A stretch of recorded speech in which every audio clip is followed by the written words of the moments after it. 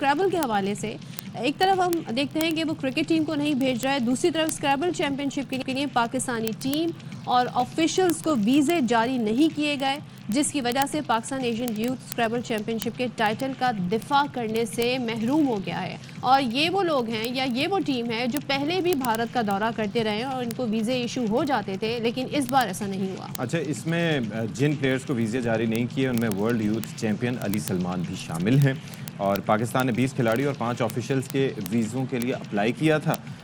Event شروع ہونے سے صرف ایک دن پہلے 6 کھلاڑیوں کو ہی ویزے جاری کیے گئے۔ ایشیا یوتھ اسکریبل چیمپئن شپ دہلی میں شروع ہو گئی ہے اور پاکستان نے اپنے اعزاز کا دفاع کرنا ہے، کیونکہ 2022 میں پاکستان نے ایشین یوتھ اسکریبل چیمپئن شپ جیتی تھی۔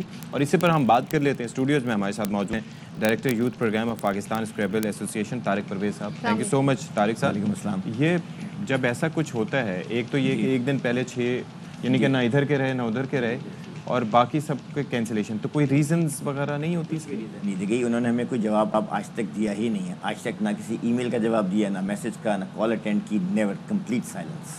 اور آپ سمیت کتنے لوگ ہیں جن کے ویزے نہیں آئے؟ ٹوٹل 25 کی ڈیلیگیشن تھا، ایک یوتھ چیمپئن شپ تھی، ایک ایڈلٹس کی بھی تھی، دونوں کے 10 پلیئر تھے اور 1-2 پیرنٹس تھے، 2 آفیشل تھے، 25۔ کسی کو بھی ریزن نہیں بتائی؟ کچھ بھی نہیں بتایا گیا، ایک لفظ بھی نہیں بتایا گیا۔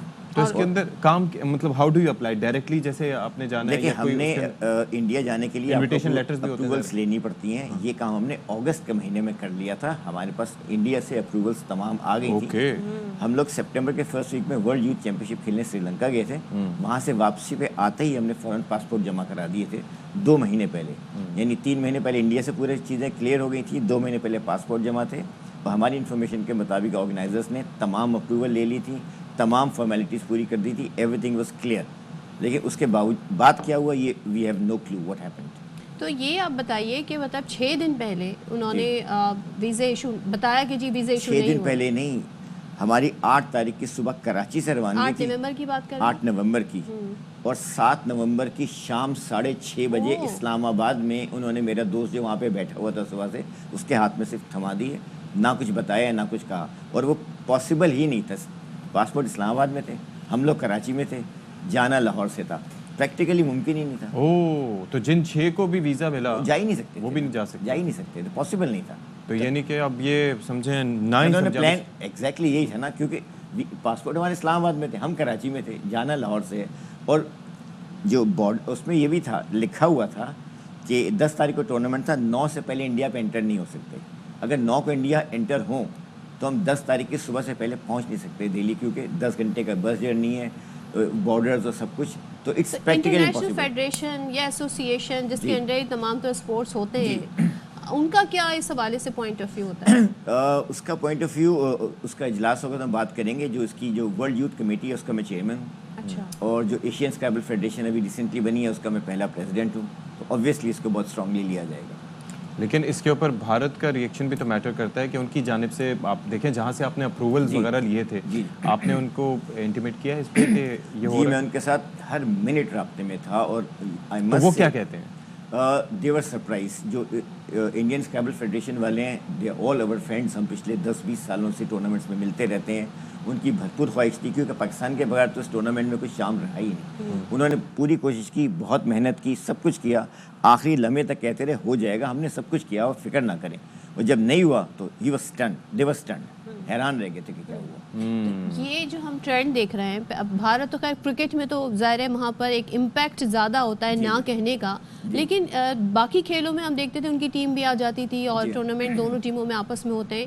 آپ کو کیا لگتا ہے اس بار کیوں اتنا ڈفرینٹ انہوں نے طریقہ اپنایا ہے؟ اس کے جو ریزن ہے اس کے بارے میں کہہ نہیں سکتا، میں اسکریبل کے بارے میں جانتا ہوں۔ پاکستان کی ٹیم سب سے اسٹرانگسٹ ٹیم تھی، کیونکہ ہم ورلڈ یوتھ چیمپئن بھی پاکستان ہے، ایشین یوتھ چیمپئن بھی پاکستان ہے، تو اس کا ہونا تو ٹورنامنٹ کے لیے انتہائی اہم تھا۔